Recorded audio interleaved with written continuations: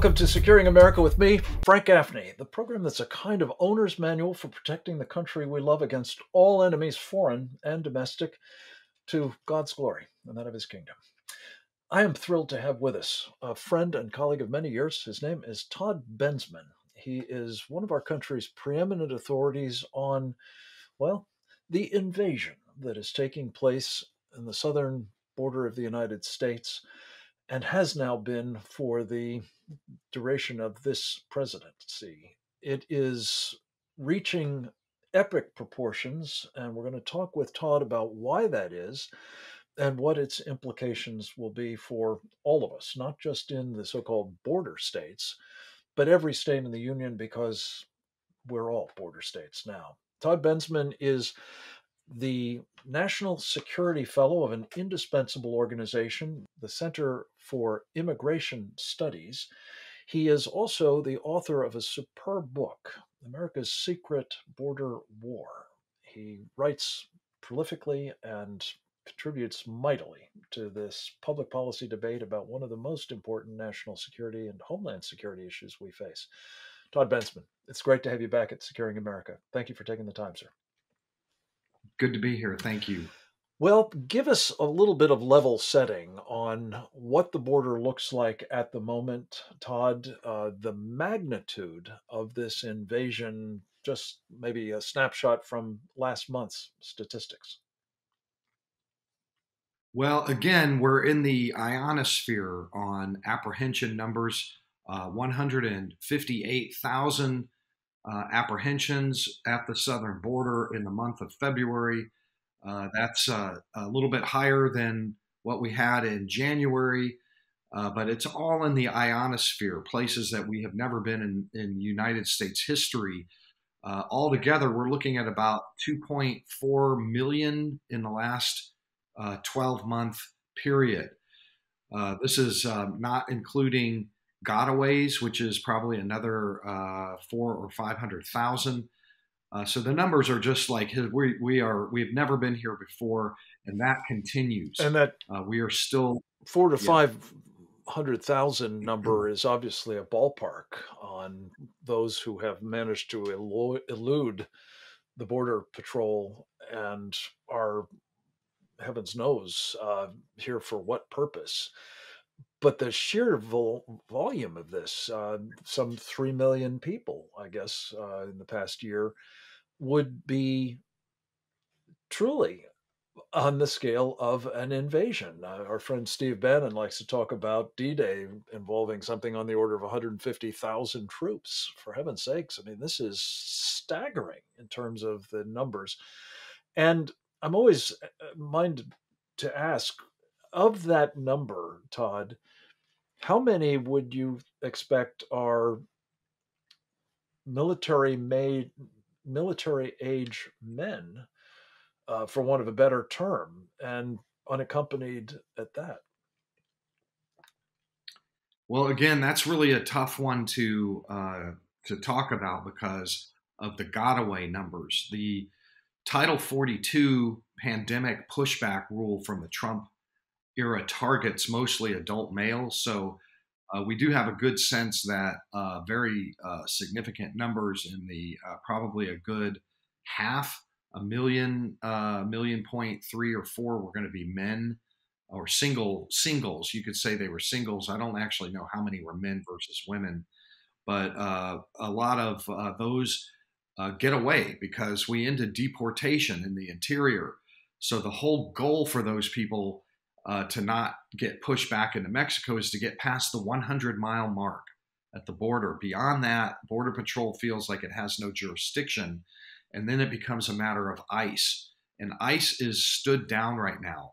There is no interior deportation. So those military-aged men and women or whatever are, getting away into the interior. And we don't I want know. to drill down a couple of different things that you talked about there, Todd. Title 42 may not be a term that everybody's familiar with. And more to the point, it seems to be going away.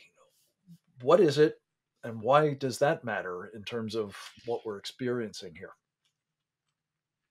So for those who follow the border emergency or crisis or invasion, Title 42 is very important. It's very significant. It's going to matter for the next phase of this emergency. Title 42 is an authority that's not granted by the Immigration and Naturalization Act. It's granted by regular U.S. code for presidents who are trying to control a pandemic, which Donald Trump invoked in March of 2020. This required that Border Patrol pushes back 100% of everybody that they catch crossing into the border with no opportunity for an asylum claim. So Biden came in and he kept that, except he caused the border crisis primarily by exempting wide swaths of wide categories of migrants. Unaccompanied minors and family units were allowed to be exempted from that. And those are the ones that are making up the vast mass migration crisis.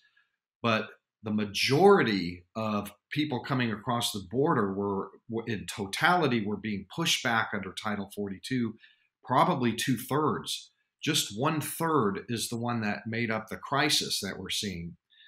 As early as April 1, coming right up, the Biden administration can suspend Title 42 for all the rest. That is the thing to watch for next. When he, and I say when, not if, because Title 42 was never intended to be permanent, even by Trump. This thing had to go away at some point.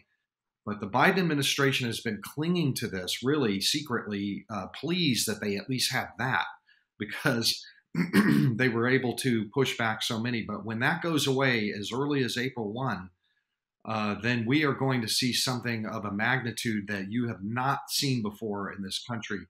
Even the administration is predicting 170,000 more in the initial wave. And they're preparing right now. They're bringing in planes, jets, buses. They're putting volunteer lists for calling for federal workers from all over the country to be prepared to come down to deal with what's going to happen when they do away with Title 42. And that brings me to the next point, Todd. What are those planes and trains and automobiles or buses for? Is it to take those people and send them home? Well, right. Well, I don't think that it's to send people home. I think that those are going to be to manage for example, Texas will be overwhelmed completely. All the detention facilities, whatever we've got in place here, will be immediately overwhelmed. So the jets are going to be taking migrants to other, like California and Arizona, and maybe in the interior facilities that are empty, so that they have a place to put them for a while. But I believe that probably all of them are going to claim asylum, for which all of them are ineligible, most likely. It's just it's a scheme to get into the country, as you know.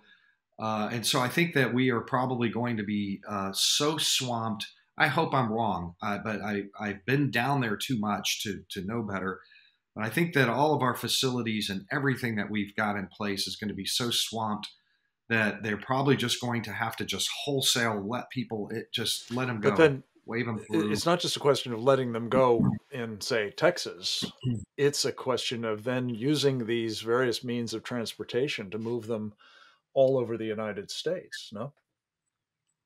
Well, that's true. We saw that in the beginning. They were just being, put on buses to all four corners. So they still are. That's Hold happening the thought, Todd, now. because we're going to come back with more on what that means for the communities impacted, of course, and what it means for the homeland security of the United States, something that I think is clearly great peril for all of us. We're going to hear more about it right after this.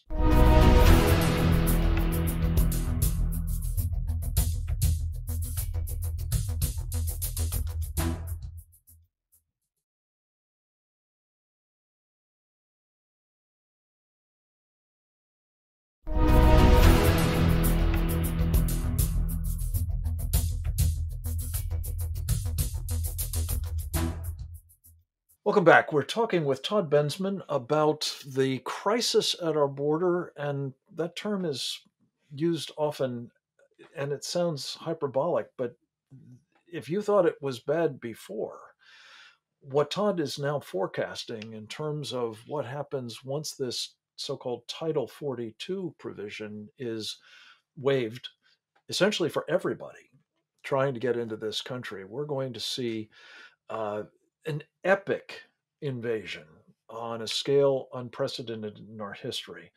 Todd, talk a little bit about, based on your experience, not just at the Center for Immigration Studies, but also your previous lives as a world class investigative reporter and as a national security intelligence analyst for the Department of Public Safety in Texas.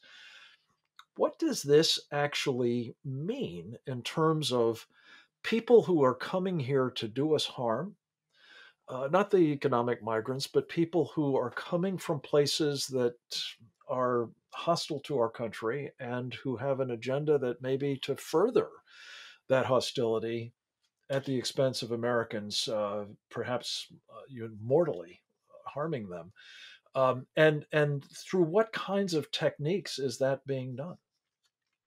Well, of course, we have migrants in this particular emergency or invasion. We have migrants coming from all over the Middle East, South Asia. Afghan immigrants are crossing all the time now. We have people coming from Somalia and Mauritania and all of those countries of terrorism concern. And when you have a border breakdown like this, where all systems are collapsed, those people are coming through as well. And we're unable to screen them as well and know who they are as well and be able to deport them. I want to give you just one demonstrative example.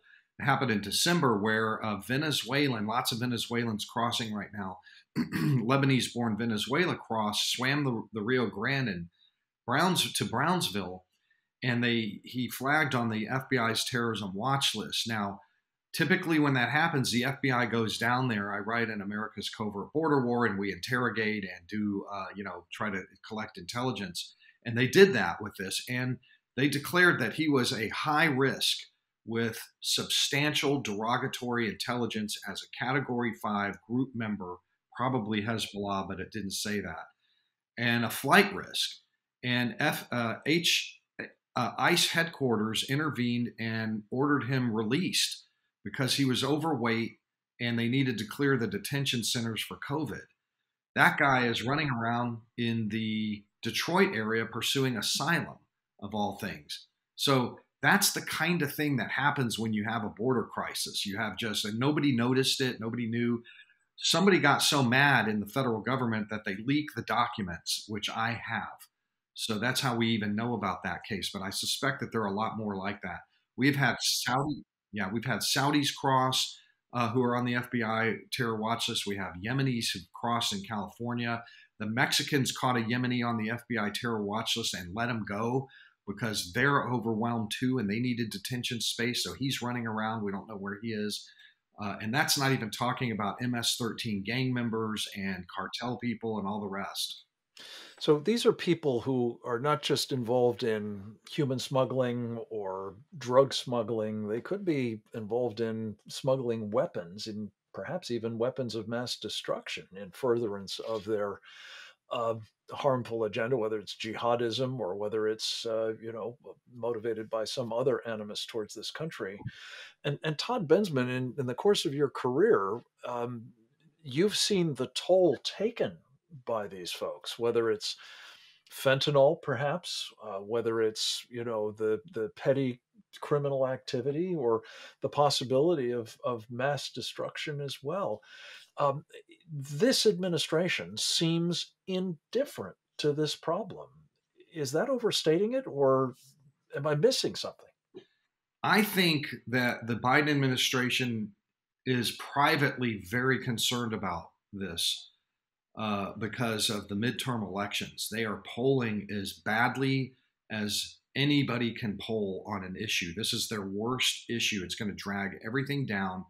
The mainline Democratic Party leadership is worried about this, but publicly publicly they won't say much about it because they don't want to draw attention to it. They much prefer to be talking about Ukraine and the Russia conflict. Honestly, I think that's a tail wagging the dog kind of a scenario there. I really believe that. But this is something that they recognize. I believe they recognize as a threat in 2022 and especially in 2024 if they can't get a handle on it. And they are doing some things, Frank. They are doing some things that have so angered their progressive left wing that they've had a walkout of 3 or 4 key progressive liberal immigration advisors, which I find hopeful. Yeah, I hope they'll all go.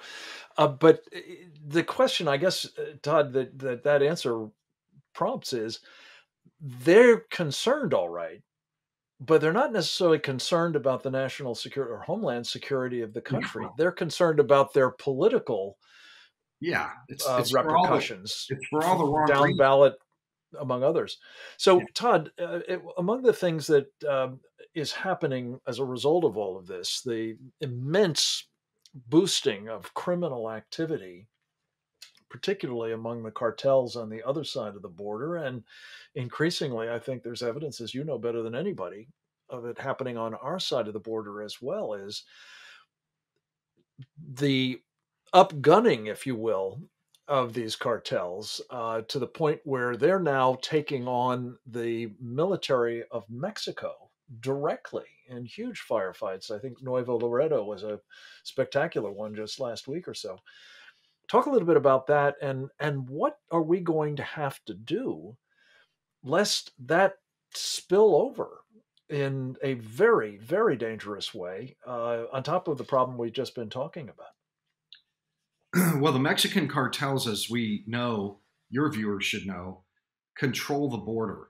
They control what gets in, vast, long swaths of that border. Nobody crosses in without their permission and say so, and you got to pay them in huge swaths of the border.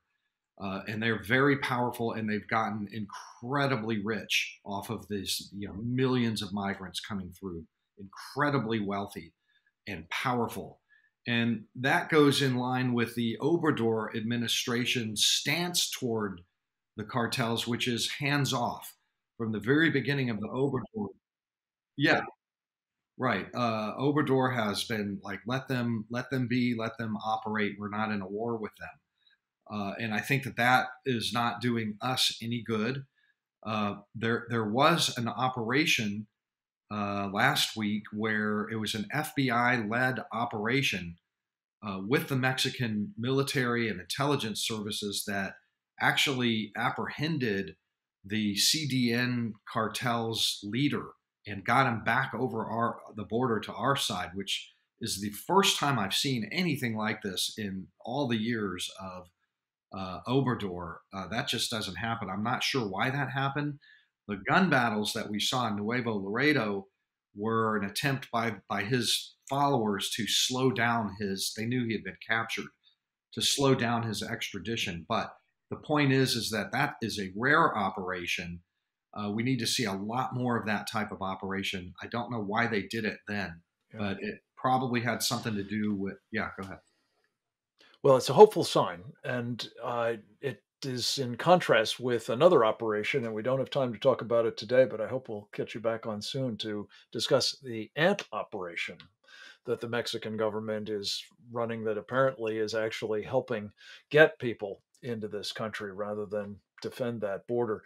Todd Bensman, your work is indispensable. I commend you for America's Covert Border War. I think I misspoke earlier. It's America's Covert Border War. Terrific book. I hope people will check it out, as well as your cumulative work at the Center for Immigration Studies. That's CIS.org. Keep it up, my friend. Come back to us soon if you would. Next up, we're going to speak with one of our country's preeminent experts on Iran.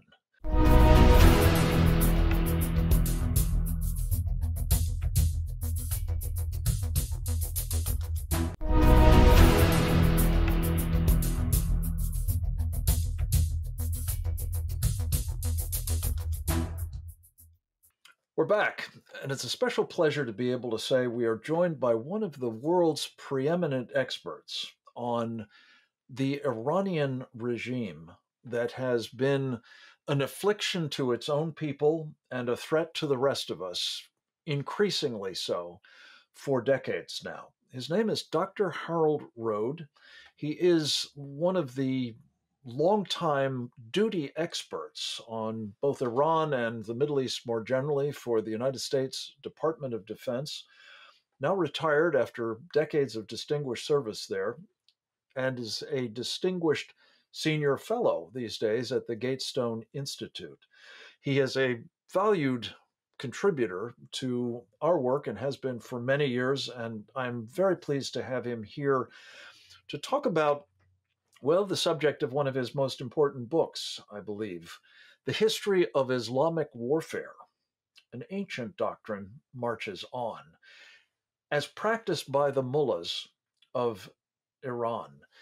Harold Rhode, welcome to Securing America. It's good to have you with us, sir. Wonderful being with you, Frank, and thanks for all these nice compliments. I hope I live up to what you said. Well, they're heartfelt and they're deserved, as in this case. Let me ask you first, Harold, to set the scene for us. We're going to talk in length about what has been going on in successive efforts to dissuade the mullahs, the ayatollahs, of their nuclear ambitions. But I want to start with you by talking about how long have they had those ambitions? How far back does this go in the so-called Islamic Republic of Iran's, agenda? I would say it goes way back to the beginning of Islam. You use any weapon you have to advance Islam. Now, I would say for the mullahs, it's very simple. What do they see? They learn. They think about what goes on in the world. Unlike us, we have this phrase in English, oh, that's history. Something that happened 3 hours ago. But for them, they look for what it's all about. And they have seen that every nation that develops nuclear weapons is untouchable. And it can get away with murder. And in many instances, it does. Look what Russia is doing. Look what China has been doing. The only one that hasn't is the United States of America. The others haven't used it. And so that's what they want. They think this will insulate them. It will inoculate them from the outside world. So this has been clearly an object of their ambitions going back, I guess, to Ayatollah Khomeini. We've now got the Grand Ayatollah Khamenei, and we have insisted for years that he can be dissuaded from pursuing this objective. It doesn't make any sense, Harold, based on what you've said about the historic attachments to this ambition. But has there been anything that has been done to this point that has actually measurably prevented them from pursuing it? The only thing that will is to instill in them the fear of God or the fear of the President of the United States. Since I retired, which is 2010, I think, January, whatever, all I can tell you is there's only been 4 years when they were petrified. They tried a little things here and there. They try to get away. They're always testing us.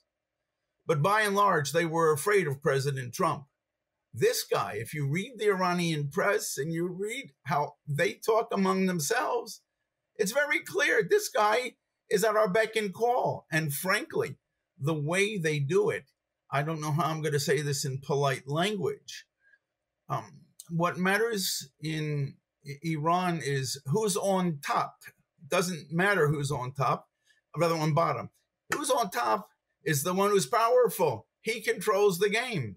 Anybody else, male, female, or whatever, they're the losers. And the United States is now showing that it is on the bottom. That's not good. Right. Harold, this is true, I think it's fair to say, based on all I've learned from you over the years, not just in Iran, but this is the general culture of the Middle East, is it not? And it seems that there's a special contempt felt by people who live in this, well, dog eat dog world, I guess you might call it, for those who actually have power and as a result should be on top, but deliberately choose not to be. Yes. Am I right about that? Yes. That there's a sort of special contempt for such That's people? how they understood Obama and Secretary of State Kerry at the time. And that's how, in spades, they understand Biden and the people negotiating now. It's not negotiation. It's submitting. That's it. Submission. Yeah. Harold, before we get to the present moment, because I'm going to come to it, but I want to start, though, with that particular dangerous period when, as you say, they had contempt for President Barack Obama and his then Vice President Joe Biden, and the team of people who they assigned to negotiate with the Iranians, notably, but not exclusively, the then Secretary of State, John Kerry. The object of that time was to get something that came to be called the Joint Comprehensive Plan of Action, or JCPOA. Remind us what was the upshot of those efforts and the lengths that Kerry and company went to get that particular deal, which President Trump, as you pointed out, considered to be the worst in history. Well, the Iranians know how to best people, as I used in the previous example. And what happened under John Kerry and President Obama? Let's just look at Iranian cartoons in the newspapers. The more that we gave in to them, we began to see cartoons in Iranian newspapers depicting President Obama. It emphasized, let us say, his Afro-American features. Now, why is that important? Because the subtle message in Iranian culture is that black-skinned people are inferior. And the more we gave in, the more the images became, let's say, darker in the newspapers. This is crazy.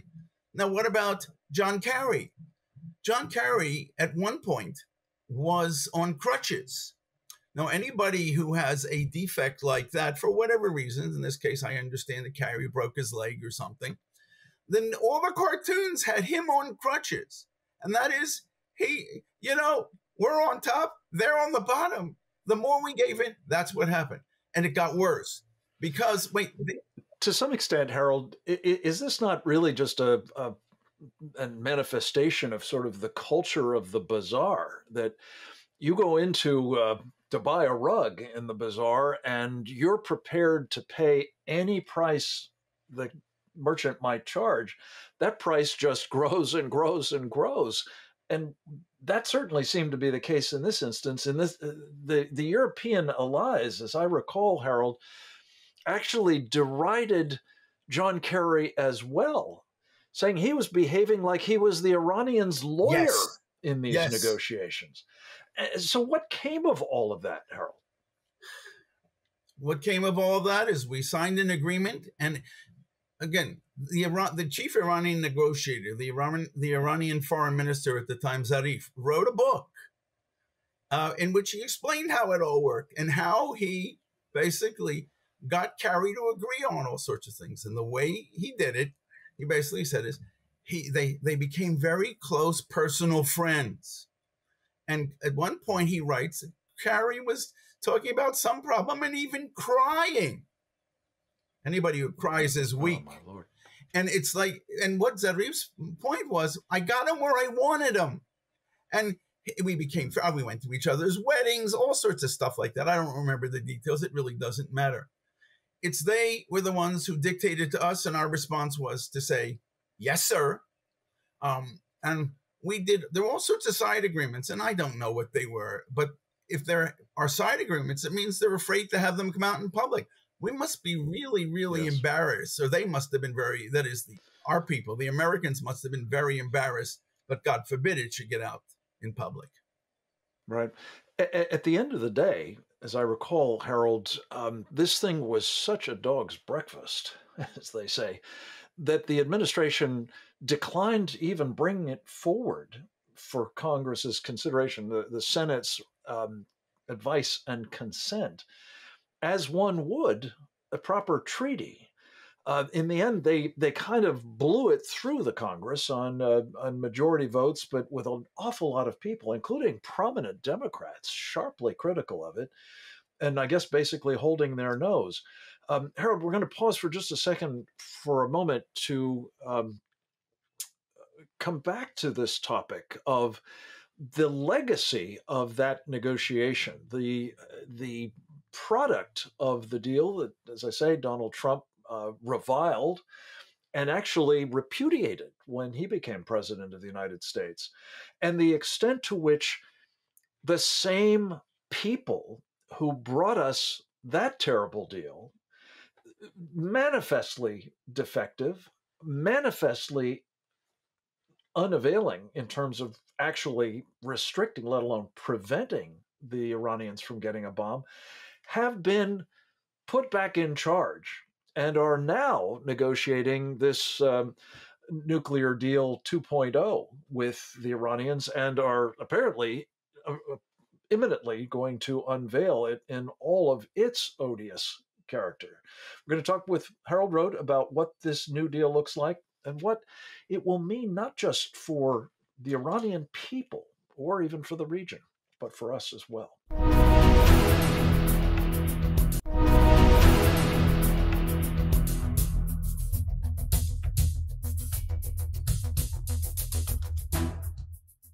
We're back. We're joined once again, I'm pleased to say, by Dr. Harold Rhode, an eminent expert on Iran and the culture of the mullahs who govern there by brutal force and who seek through jihad to spread their domination elsewhere around the world, not just the Muslim world, by the way, but throughout other parts of it, including through death and destruction against Israel and us here in the United States as well.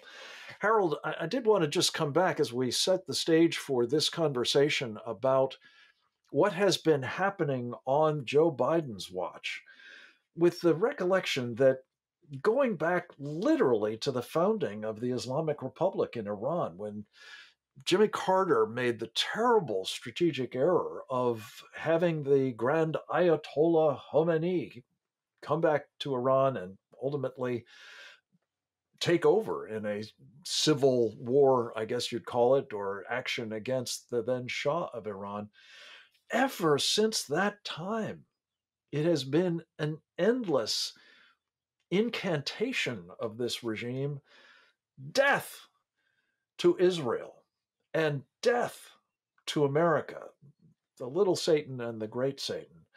How has that informed what these negotiations have been producing under Joe Biden and this warmed over negotiating team of his dating back to the Obama years? I want to add one other thing besides death to America and death to Israel. When Khomeini or any other senior Iranian gives speeches, there's invariably a sign in Persian above his head in the back. And it says, "America can't do a damn thing." And that's who we are. And I want to go back, if you don't mind. You mentioned Jimmy Carter. What happened was, all of a sudden, we allow this guy, we basically help him go back to Iran, and he does exactly, Frank, what you said. And they take over the American embassy, which they thought they were going to have for a few days or something. Something awful would happen, and they'd have to leave. Well, it didn't happen that way. They held our diplomats hostage for 444 days. When and why did they release them? Because we can learn so much from that. They literally, 45 minutes before Ronald Reagan took the oath of office, raised his hand, they put all of our diplomats on an airplane. And at the moment that it crossed out of Iranian airspace was the moment that Ronald Reagan raised his hand to take the oath of office. They were afraid that this cowboy was going to do God knows what. And what is the proof that they react only to strength is that they also threatened at the time, after they took over the American embassy, to take over the Soviet embassy. There was a Soviet Union way back when. And the Soviets told them very simply, we understand you've done this. Now you have 4 hours to give it up. If you don't, there won't be a Tehran anymore because we will obliterate it. And you know exactly what happened, Frank. The Iranians got out of the Soviet embassy as quickly as possible. Come, let us reason together doesn't never work. Mind. And that's what these people are doing now. Harold, so that brings us to this particular exercise that the Biden team has been going through. Again, and some of the names of these characters are very familiar to those of us who've been following their antics over the years. Robert Malley being the chief of this project and having a terrible record in the past. People like Wendy Sherman, now the Deputy Secretary of State. A former social worker. That's what her qualifications are. Yeah. Right. Well, here's the thing. They've all been diplomats now for some time, so those are their qualifications, but they behave like, I don't know, people who are completely clueless about the nature of the dynamics they're involved in. And Harold, just speak to this question because it seems to me so important. It goes back to something you touched on earlier, but it can't be emphasized enough. The Iranians have been humiliating these guys at every turn, have they not? And doesn't that tell you really what you need to know about not only how far they've lurched from peace through strength, but how completely counterproductive all of this is going to be in terms of a good outcome for the United States of America. Look, in the Middle East in general, and specifically in this case in Iran, you only negotiate after you win, after you're the victor. And then you sit down and you basically dictate the terms that the loser is going to, the framework in which he is to function. If you want to negotiate before you have won, you are signaling to the other side in the Middle East that you either don't have the ability or the will to stand up. And in the Middle East, that once they see weakness, there's no such thing as confidence building measures and all this other sweet stuff that we've invented here in the West. Their response is they pounce, they jump, and they get you. And that's what they're doing. So just as an example of this, Harold, you've had the Iranians refusing actually to meet with the Americans throughout these negotiations under Biden. You've had them insisting on terms that are clearly, designed to demonstrate our weakness and fecklessness. And most recently, we've actually entrusted the role of intermediary, not just to the Europeans who are at least nominally on our side, but to the Russians at the very moment that we are, trying desperately to tremendously penalize them.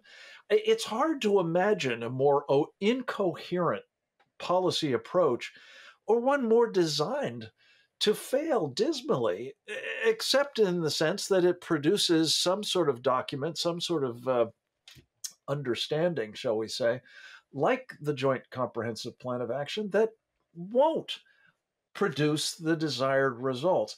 Harold, we have to take a short break. We'll be right back with more. And I want to talk on the other side with you about how at the end of the day, we're going to have the bomb in Iran's hands, and it may be very quickly, and what the implications are of that, again, not just for the people of Iran or for the people of the Middle East, notably in Israel, but for the people of the United States of America as well. A terrible betrayal, among other things. We'll get into that.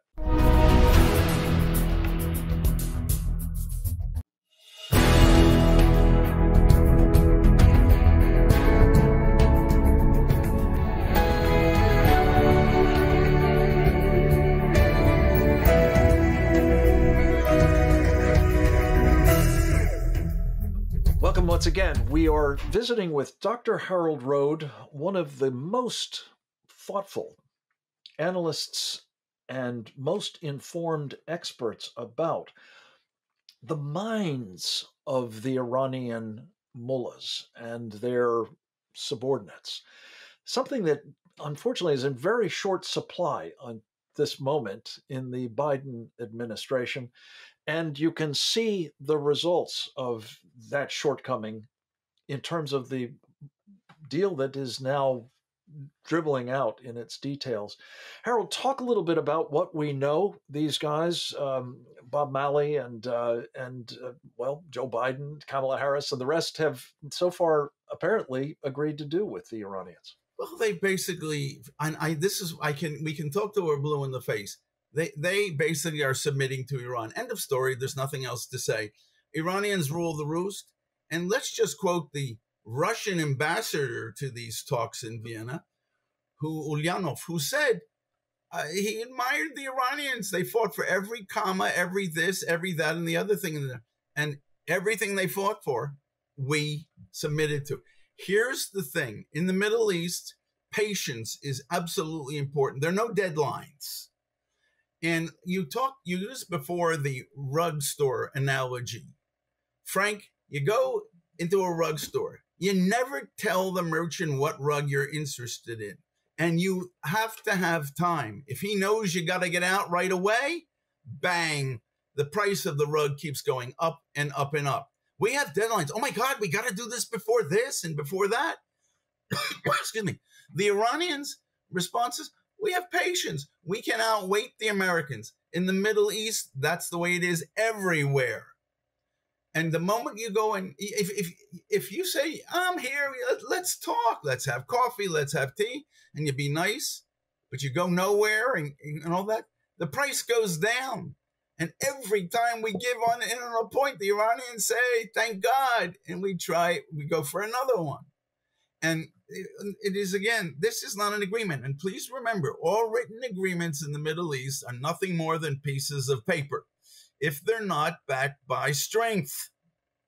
And strength means not that I can destroy you or take you out for violating it, but that I've proven to you that I will.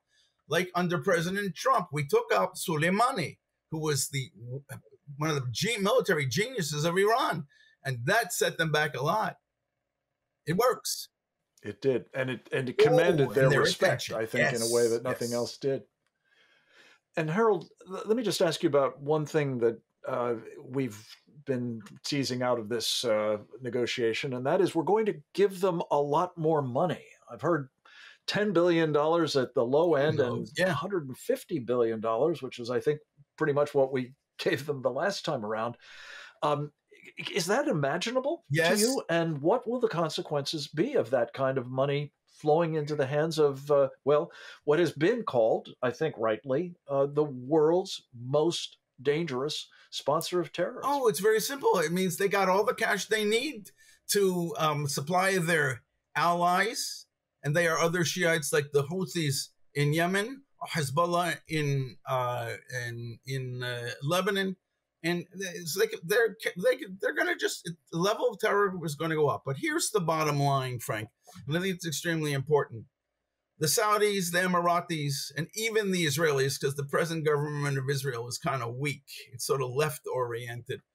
All of them are realizing that they can't trust the one ally they want more than anything on their side, the United States of America, the 800-pound gorilla. And their response is, if we can't trust America, we're going to go it ourselves. We're going to go it alone. Yeah.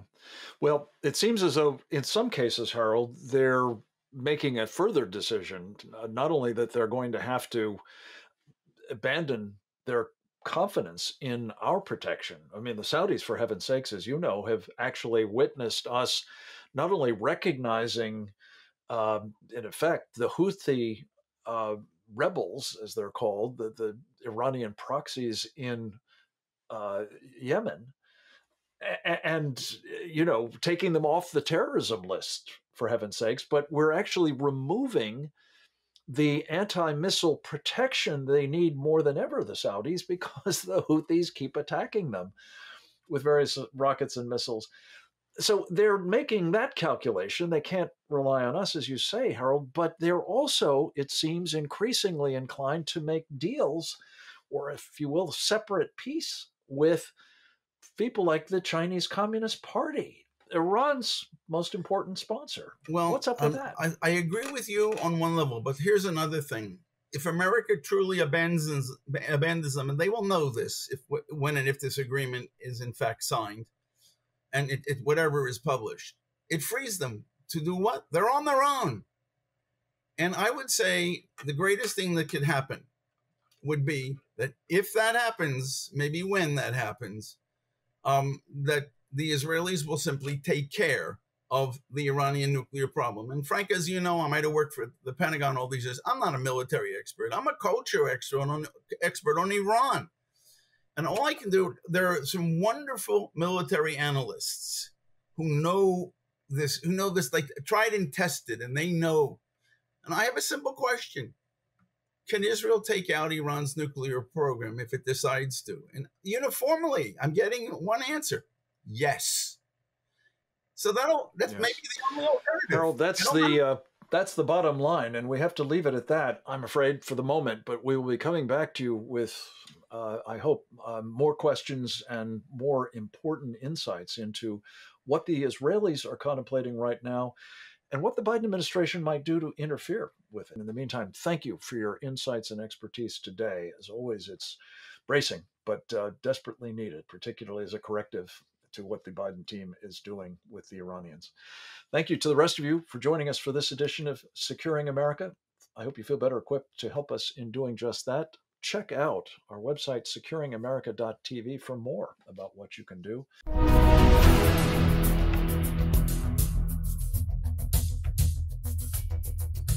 Hi, this is Frank Gaffney. I'm the host of Securing America, and I'm very pleased to say we are moving the show to a new time every weeknight at 11 p.m. Eastern Time.